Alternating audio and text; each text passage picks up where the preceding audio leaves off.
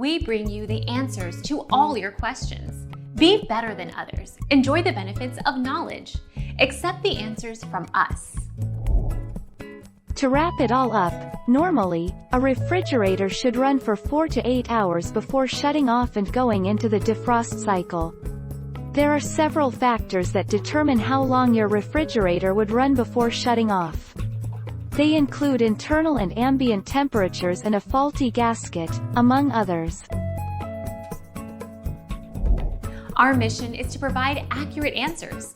We think without knowledge, it is impossible to live a balanced life. Be competent, be skillful.